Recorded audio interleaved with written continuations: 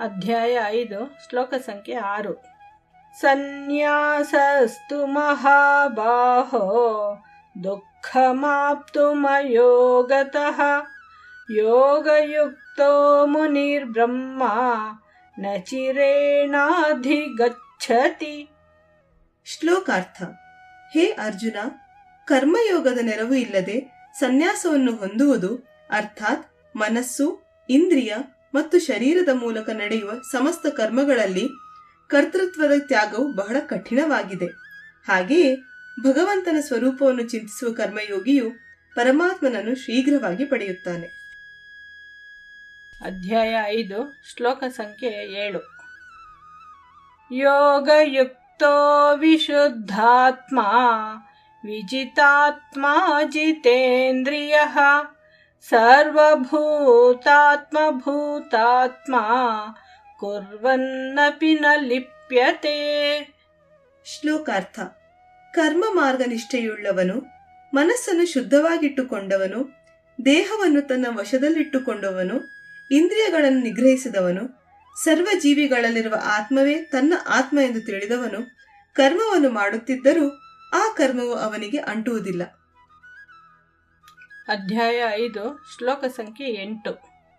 ನೈವ ಕಿಂಚಿತ್ ಕರೋಮೀತಿ ಯುಕ್ತೋ ಮನ್ಯೇತ ತತ್ವವಿತು ಪಶ್ಯನ್ ಶೃಣ್ವನ್ ಸ್ಪೃಶನ್ ಜಿಘ್ರನ್ ಅಶ್ನನ್ ಗಚ್ಚನ್ ಸ್ವಪನ್ ಶ್ವಸನ್.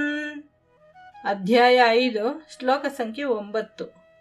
ಪ್ರಲಪನ್ ವಿಸೃಜನ್ ಗೃಹ್ಣನ್ ಉನ್ಮಿಷನ್ ನಿಮಿಷನ್ನಪಿ ಇಂದ್ರಿಯಾಣೀಂದ್ರಿಯಾರ್ಥೇಶು ವರ್ತಂತ ಇತಿ ಧಾರಯನ್. ಶ್ಲೋಕಾರ್ಥ. ಆತ್ಮವನ್ನರಿತ ಸಾಧಕನು ಸತ್ಯವನ್ನು ತಿಳಿದವನು. ನೋಡುವಾಗ, ಕೇಳುವಾಗ, ಸ್ಪರ್ಶಿಸುವಾಗ, ಆಘ್ರಾಣಿಸುವಾಗ, ತಿನ್ನುವಾಗ, ಮಲಗಿರುವಾಗ, ನಡೆಯುವಾಗ, ಉಸಿರಾಡುವಾಗ ಮತ್ತು ಮಾತನಾಡುವಾಗ, ವಿಸರ್ಜಿಸುವಾಗ, ವಿಷಯಗಳನ್ನು ಗ್ರಹಿಸುವಾಗ, ಕಣ್ಣೆವೆಗಳನ್ನು ತೆರೆದು ಮುಚ್ಚುವಾಗ ಆತ್ಮವನ್ನು ತಿಳಿದವನಿಗೆ ಇಂದ್ರಿಯಗಳು ಇಂದ್ರಿಯಾರ್ಥ ವಿಷಯಗಳಲ್ಲಿ ವ್ಯವಹರಿಸುತ್ತವೆ. ತಾನೇನೂ ಮಾಡುತ್ತಿಲ್ಲವೆಂಬ ಅರಿವು ಇರುತ್ತದೆ. ಅಧ್ಯಾಯ 5 ಶ್ಲೋಕ ಸಂಖ್ಯೆ 10.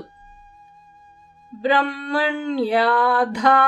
ಕರ್ಮಾಣಿ ಸಂಗಂ ತ್ಯಕ್ತ್ವಾ ಕರೋತಿ ಯಃ ಲಿಪ್ಯತೆ ನ ಸ ಪಾಪೇನ ಪದ್ಮಪತ್ರಮಿವಾಂಭಸ.